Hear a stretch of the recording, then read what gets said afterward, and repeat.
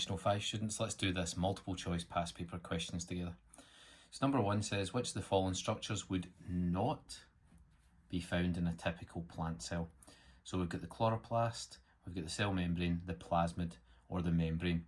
So we're looking for one which would not be found in a plant cell. So let's go through them. The chloroplast is found in a plant cell. The cell membrane is found in all cells. The plasmid is only found in the bacterial cell only. Okay, so it's only the bacterial cell.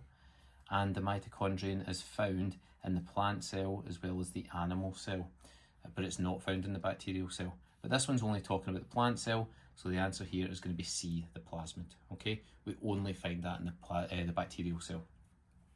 Number 2, potato cylinders were placed into different concentrations of sucrose solution, and any change in mass was recorded.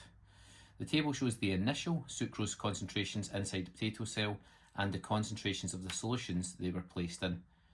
Which potato cylinder will gain the most mass? Okay, so this is to do with the movement of water into and out of cells.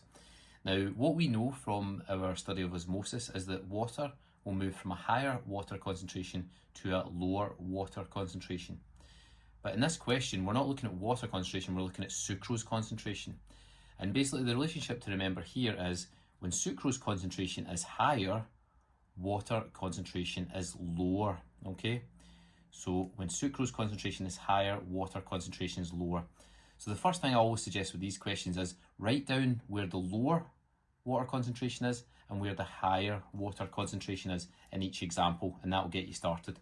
So let's look at this one here. We've got 0.31 for the sucrose inside the cell and 0.45 outside of the cell, okay? Now remember, a higher sucrose solution means a lower water concentration, okay? So higher water concentration will be there and a lower water concentration will be there, okay? Now, it's asking which potato cylinder will gain the most mass, okay? If it's going to gain mass, it's going to go from the outside, from the concentration of the solution, to the inside, so it will be going in that direction if it's going to gain mass. Okay, the water will be travelling that way. Now, because this one's got the low water concentration here and the high water concentration here, it can't travel from low to high in osmosis, so it's not going to be A.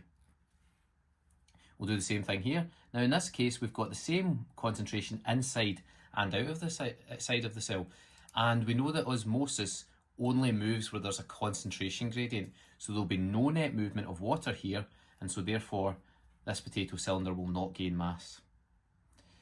Okay, we'll just write down that they are the same there just for reference.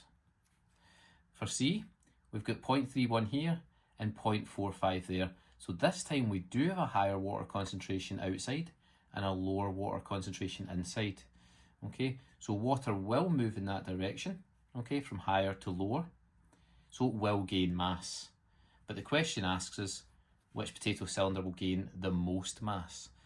So let's look at the last one as well.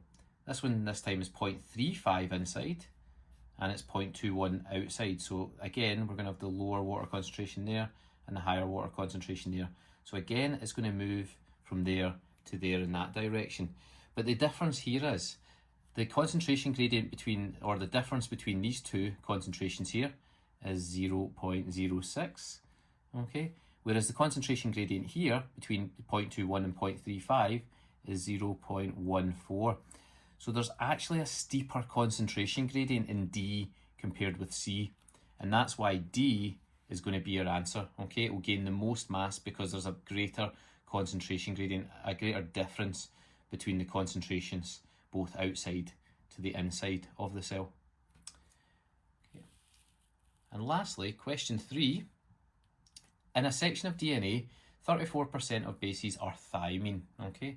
So I'll just write it at the side here, thymine equals 34%. Which row in the table shows the percentages of the other bases in this section?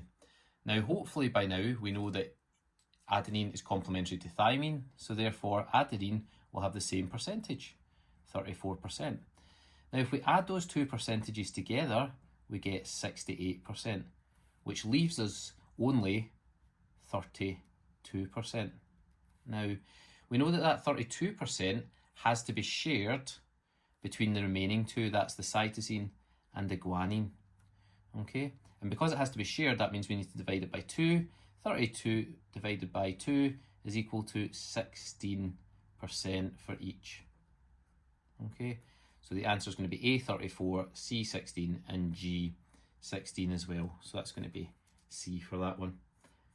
Okay, hope that helps, folks. Join me for the next one.